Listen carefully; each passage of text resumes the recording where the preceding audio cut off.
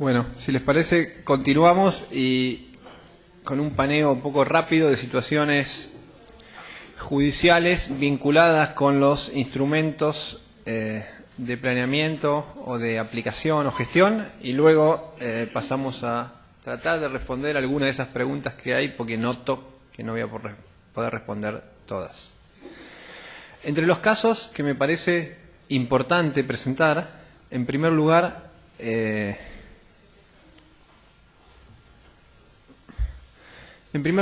de estos cuatro quisiera mencionarles dos. Uno es un precedente importante de la Suprema Corte de Justicia de la Provincia de Buenos Aires, de la Nación. Es el caso Juilleret del año 1986, por el cual, mediante una norma local, se restringían las edificaciones en altura. La Corte recordó allí que, de acuerdo con el artículo 2611 del Código Civil, era el legislador o la autoridad local quien podía establecer limitaciones al derecho de dominio, y entendió que esa limitación establecida de tipo general, es decir, para todos los que estuvieran en ese distrito, no podía tener visos de invalidez, porque había sido razonablemente impuesta esa restricción general al aprovechamiento edilicio o al dominio. Por ese caso, por esa situación, entendió que además esa situación no era indemnizable, dado el carácter general de la intervención y razonable ejercicio que se había efectuado. Algo más o menos parecido ocurre en la provincia de Buenos Aires, en la causa Sancho del año 1990, en el cual el municipio de Lincoln había dictado una norma de rezonificación que impedía el alojamiento de nuevos establecimientos bailables en una zona urbana del municipio, pero a su vez proponía la relocalización programada de los existentes. En ese caso, la Corte solamente se refirió a la constitucionalidad de esa intervención, dado que en el tipo de proceso que se había realizado no era posible discutir sobre la procedencia de daños, pero tal vez quien tenía que mudarse e irse del lugar en el que estaba podría haberlos reclamado en otro tipo de proceso. Luego hay una serie de casos vinculados con las autorizaciones para construir. El caso más importante, o los dos más importantes, son la causa Pustelnik del año 1975, en el cual en la ciudad de Buenos Aires, en el barrio de Palermo, una zona de Palermo, se había autorizado un edificio en altura. Y como la ejecución material de esa autorización no fue inmediata, en el interín entre que se había autorizado la construcción y se comenzó a ejecutar, había cambiado la norma urbanística, había reducido la posibilidad de aprovechamiento edilicio, sobre todo el plano límite, y ante ese cambio normativo el municipio revocó la autorización, revocó su propio acto anterior, diciendo que, es decir, lo dejó sin efecto, diciendo que como había un descalzo, un desajuste con la norma ahora vigente, eso no podía pervivir.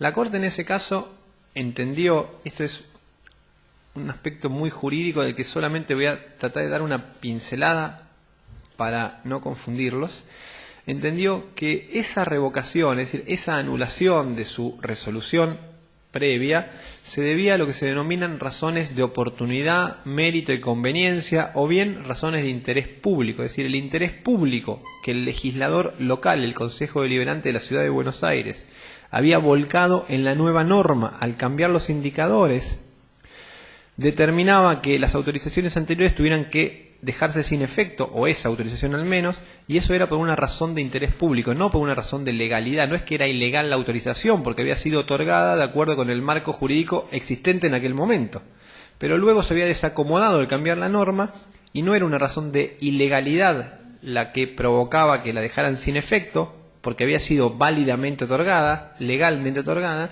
sino una razón de interés público, es decir, las autoridades políticas competentes habían entendido que, como había sido otorgado bastante tiempo atrás, en otro contexto, en otra realidad, en otra tarifación del interés público, ya no podía pervivir y por eso fue anulada. Se admitió ese comportamiento como válido, pero dio lugar al pago de una indemnización, porque se había privado de un derecho que ya había sido adquirido en el patrimonio del titular de la autorización para construir pisos que no pudo construir. Algo parecido ocurre en el caso Promenade, también resuelto por la Corte Suprema de Justicia de la Nación en el año 89. También es una decisión local de la provincia de Buenos Aires, en el cual, de un municipio de la provincia de Buenos Aires, en el cual se había dejado sin efecto una ordenanza anterior que permitía construir. En ese caso se alegaron razones de interés público, al igual que en Pustelnik, pero hay acá una cuestión también un poco jurídica que voy a explicar muy rápido.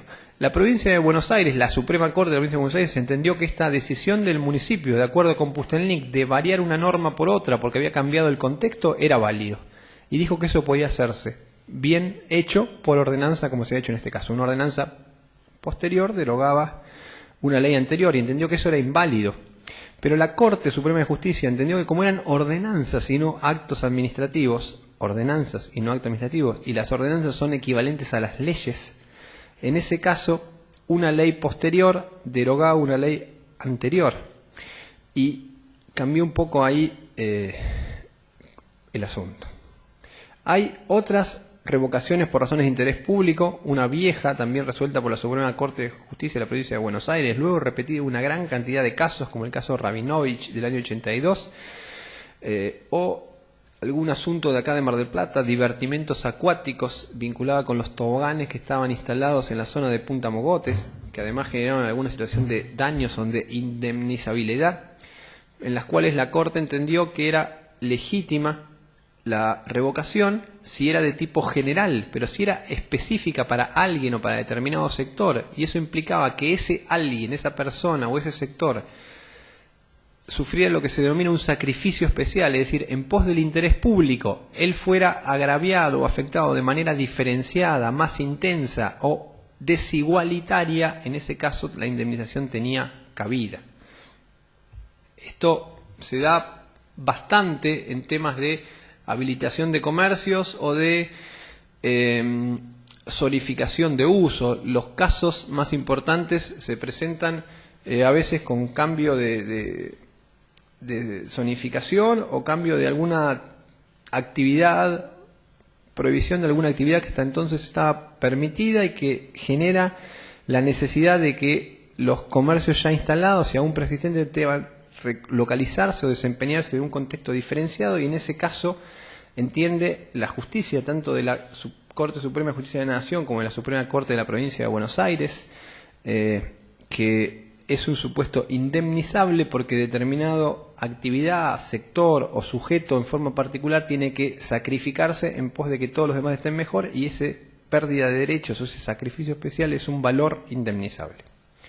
Luego, sí, los tribunales se ponen muy estrictos en cuánto pagar por esa indemnización y requieren una presentación de prueba muy, pero muy profunda. Hay una sentencia que ya mencioné ayer de la Suprema Corte de Justicia de la Provincia de Buenos Aires en la causa Cantera Gorina, donde entiende que si bien una actuación de este tipo es válida, puede generar daños, pero en ese caso entendió que los daños no estaban acreditados, no estaban probados, y por eso rechazó el planteo indemnizatorio, pero reconoció la posibilidad de que esos daños hayan sido generados.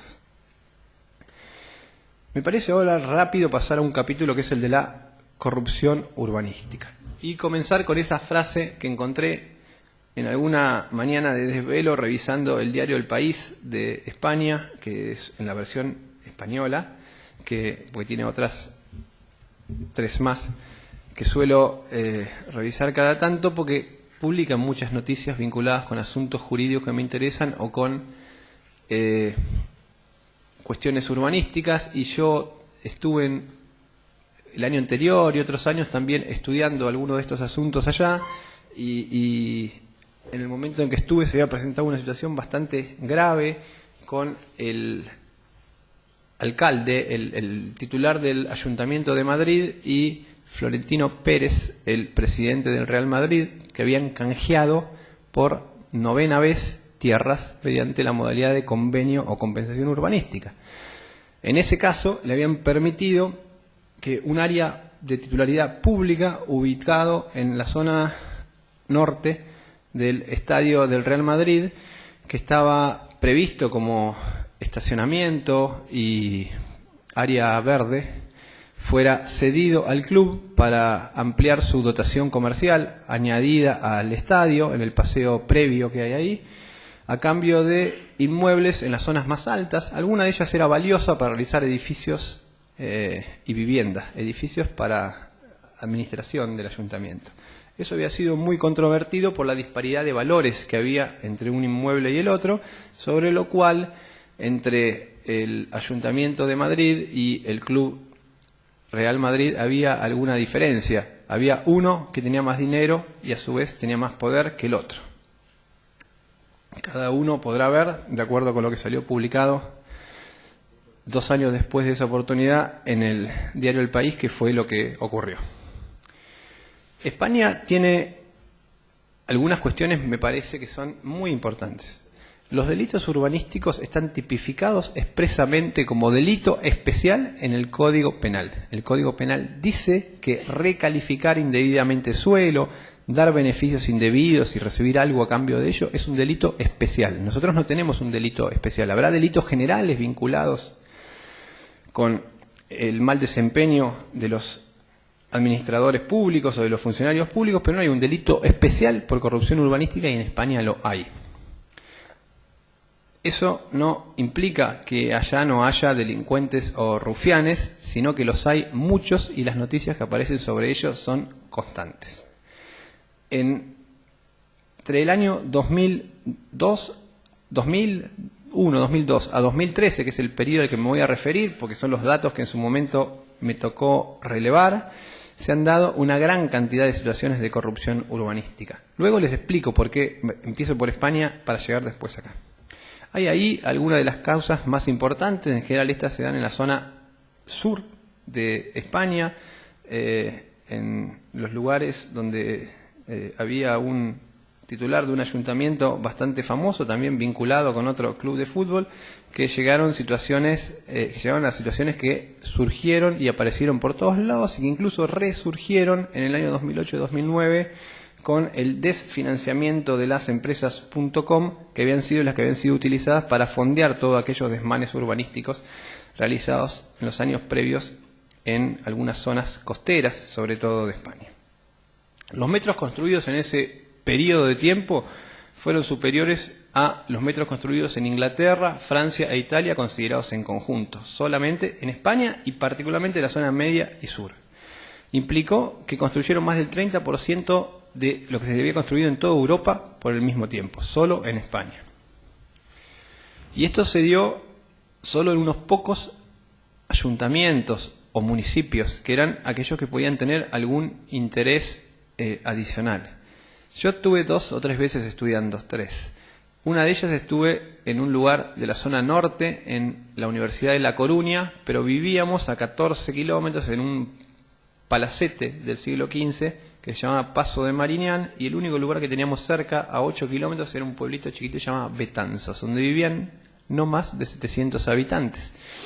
Y un día, una de las señoras que trabajaba ahí en el lugar que nosotros estábamos casi encerrados estudiando, me dice, vayan a ver lo que está pasando. Y cuando fuimos, había gente con carteles que ponían así en la calle, porque habían hecho un plan de reordenamiento adentro del municipio, habían cambiado autoridades en el 2008-2009, fue donde ganó Rodríguez Zapatero, habían cambiado autoridades también ahí, y ponían carteles y colgaban carteles en los balcones que decían no al urbanismo.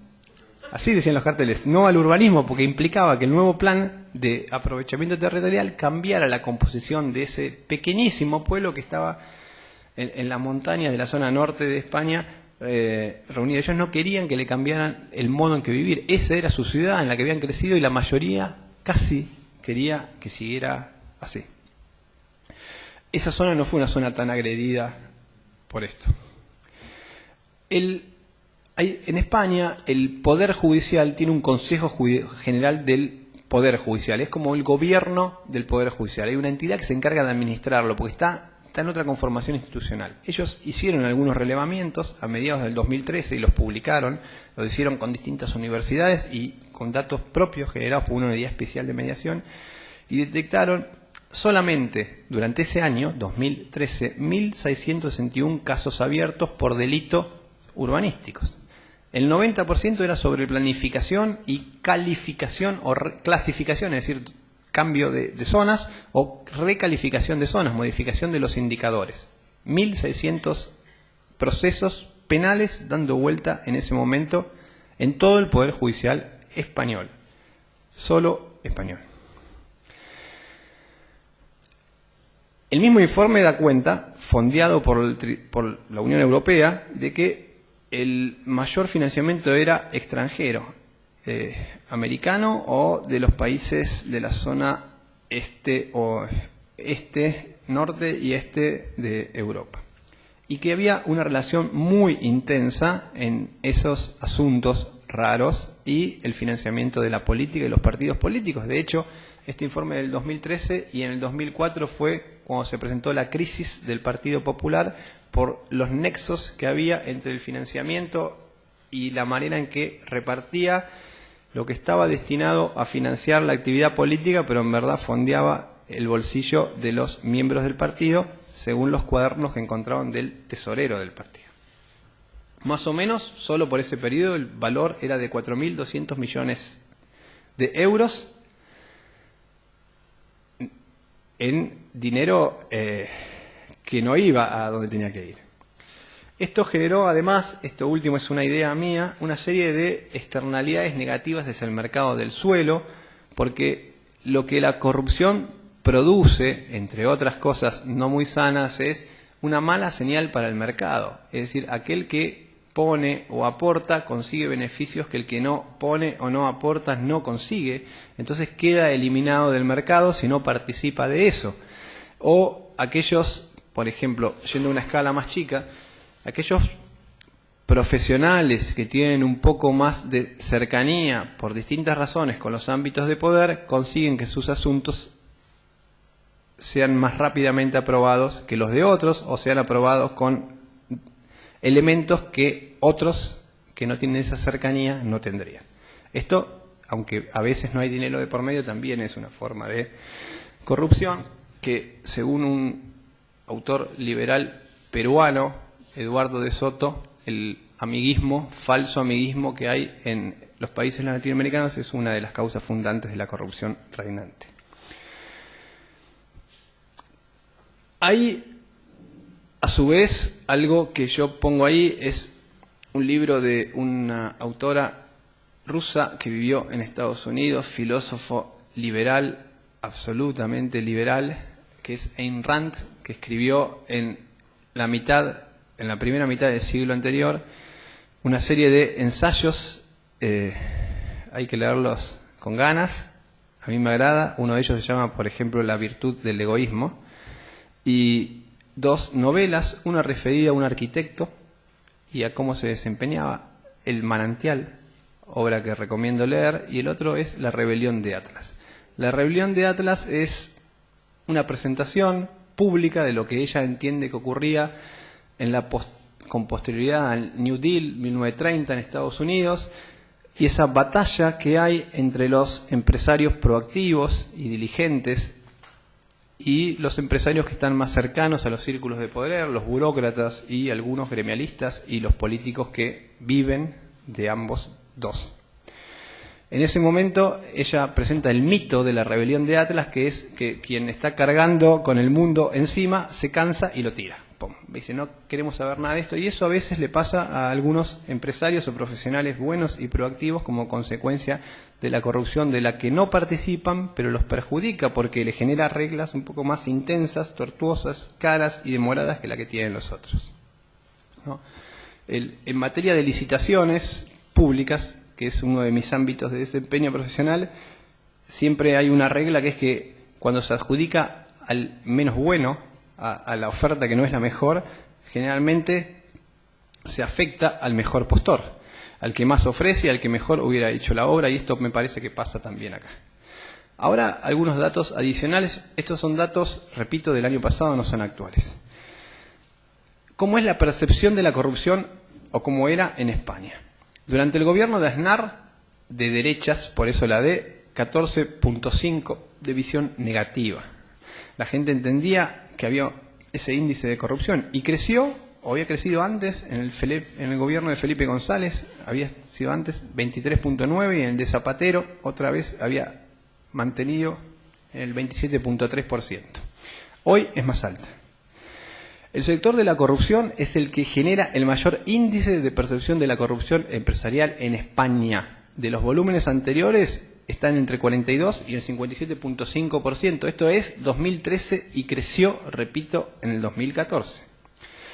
Solamente quienes se desempeñan en el ámbito de la construcción, que no solo son los empresarios, son superados en la visión negativa que tiene la sociedad por los políticos.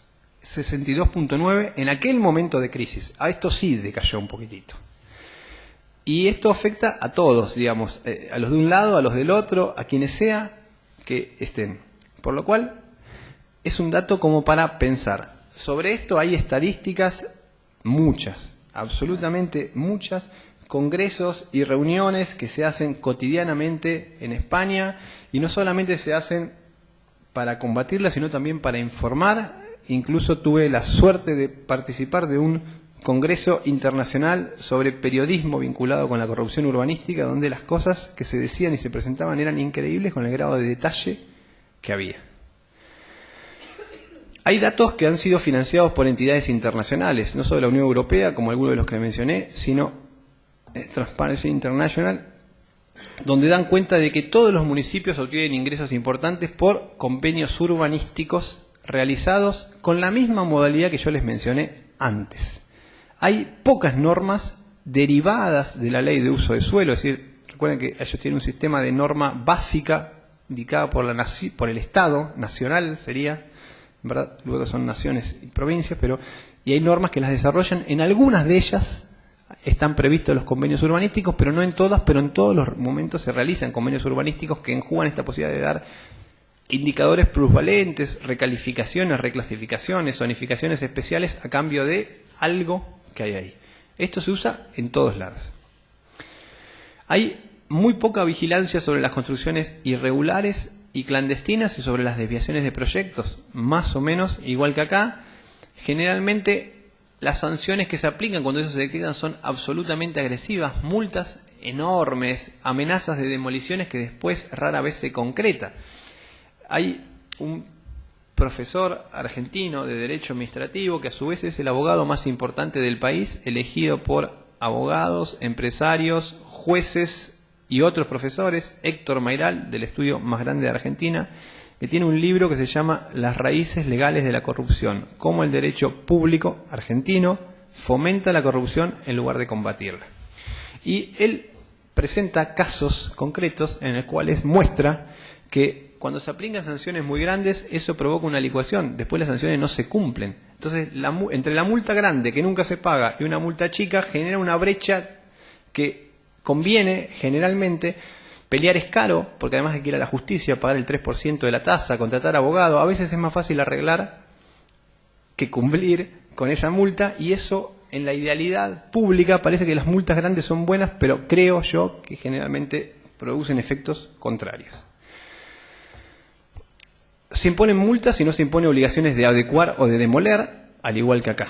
Los ayuntamientos, los municipios, tienen un alto grado de debilidad frente a los grandes desarrollos urbanísticos, estos que me refiero en este caso sobre todo, y además agrega que se vinculan con el financiamiento partidario. Entonces esa cercanía con la política que renace, se oculte, vuelve a renacer partidaria, cada 2 años provoca que estén siempre muy cerca de que alguna posibilidad haya de que algún picarón ofrezca algo, y si no hay controles adecuados sobre ese ámbito de actuación, las posibilidades que existen se repiten y a veces se concretan.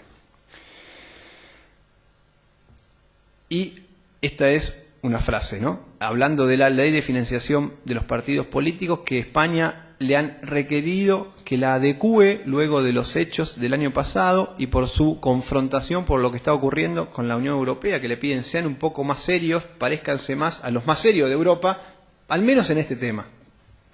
Dice, el problema de fondo, dice el informe, no está en las actuaciones corruptas de actores individuales, sino en la corrupción institucionalizada vinculada a la obtención ilícita de fondos de los partidos. Nosotros tenemos una ley de partidos políticos y de financiamiento de la política que tampoco se cumple. Ahora me gustaría mostrarles algunos casos y después pasar ya a lo nacional.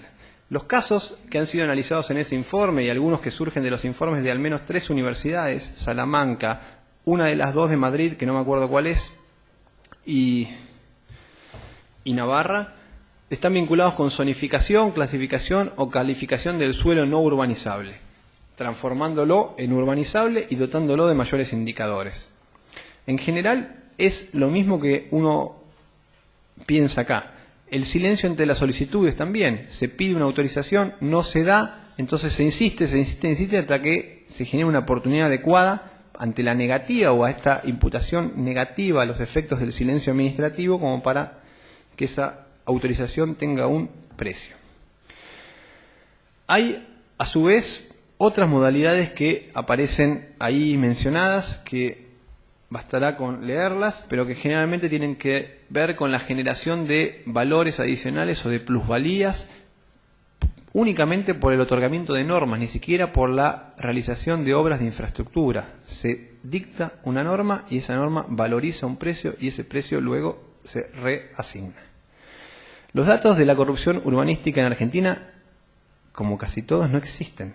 No se sabe cuáles son. No hay nada, absolutamente nada sobre esto. Y es un tema del que no se habla, pese al que todos sospechamos. Por poner un ejemplo cercano, concreto y actual.